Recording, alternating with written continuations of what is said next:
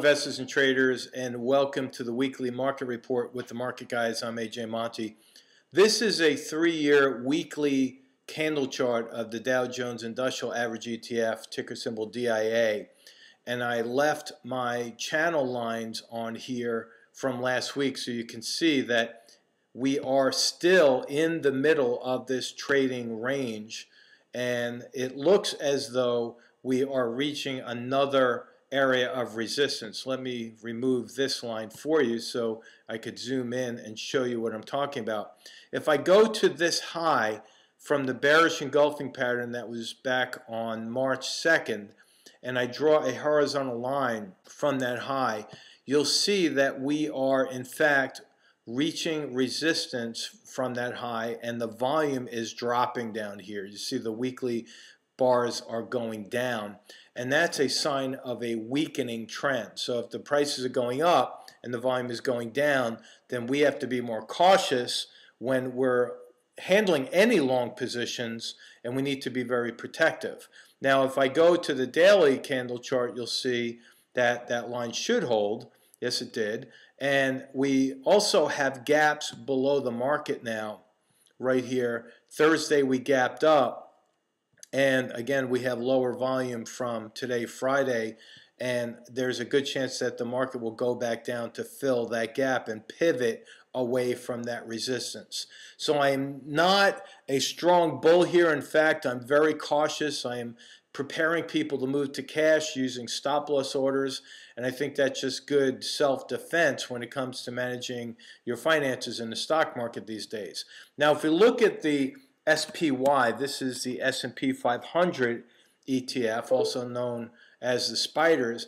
I left my triangle pattern on here so you can see that again we bumped our heads against this resistance today in what's called a doji.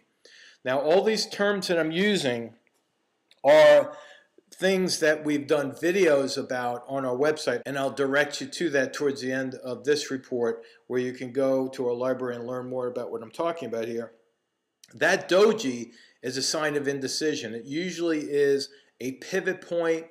It's where the market tends to turn around. If you look back here on February 25th, there was another doji, and you can see what happened afterwards. The market fell after that doji. Here's another doji right there where the market fell right after that, and this is very close to a doji back here. It's a spinning top, but you can see what happened after that. So we have a doji with a gap down on the diamonds, and we have the potential of a triangle breaking down below this trend line right here. So the caution flag is out. Be very careful with your money. Be careful that you put your stops in place so that you protect yourself in the event that the market does go lower, like we're looking at right here. Now if you look at the Russell 2000, this is pretty amazing, because last week I drew my forecasted lines and I said that we would move up to fill this gap right here, and that's exactly what we did on Thursday and even today. We filled that gap. Now why is that important? Because this is my forecast after the gap fills. There's an 80% chance that the market will reverse and go lower after a gap fills. And you can see that here's an up gap that filled, and then what happened after the market filled the gap? It reversed and went back up. So here's another one, the gap filled and it reversed. Gap trading is one of the most reliable ways to use the technical charts and make money, and we have educational videos that can help you with that, of course, on the Market Guys website. Now if you look at the Qs, ticker symbol QQQ, this is also known as the power shares. This is not a trading channel, it's more of a wedge. You can see that the lines are converging on one another, but we have a resistance point up here right around 111. So there's a good chance that the Nasdaq might go a little bit higher and then pull back from this resistance line right there. I'll leave that in place for next week so you can see the accuracy of what we're talking about here. But what I look at most of the time is the volume relative to the price action. And here the price action went up on the Qs, but the volume went down. That's a sign of a weakening trend. It's telling us that the buyers are running out of money or they're losing interest, one or the other, or both. So we have to, again, be very cautious when you see the volume drop, because those are the leading indicators we look at most. Another leading indicator is the VIX. That's the volatility index. Again, I've left my lines on here because this is a support level right there. If you look, I've had that line in place for about 3 weeks. I drew this line, this is support, and we continue to bounce off of that support level. And I think once again, we can do that next week. This is a small body candle. This is my forecasted trend. And what's most important is that the VIX is also forming what looks to be a triangle. And if we break over this line right here, right at that intersection, right around 15, the VIX could go higher, but that's important because the VIX is a contrarian indicator. If the VIX goes up, the S&P goes down. So as the VIX goes up, it becomes more bearish. Remember, I mentioned the videos that we have on the Market Guys website. All you have to do is go to www.themarketguys.com, click on the videos tab right there, and that will bring you to our library.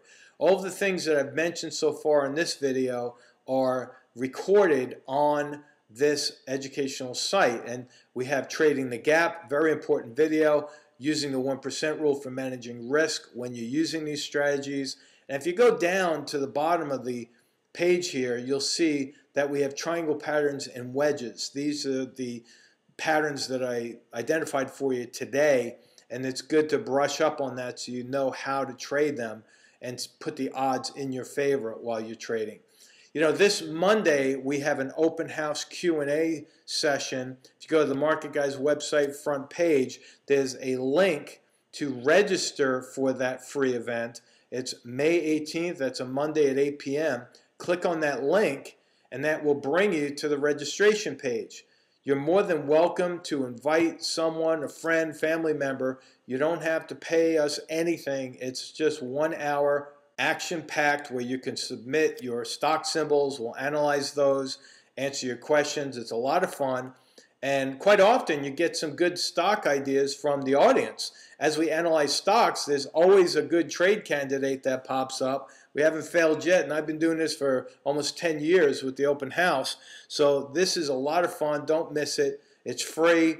Go to the Market Guys website and just reserve your seat, and we'll talk to you on Monday. So this is AJ Monty of the Market Guys. Have a great weekend. So long.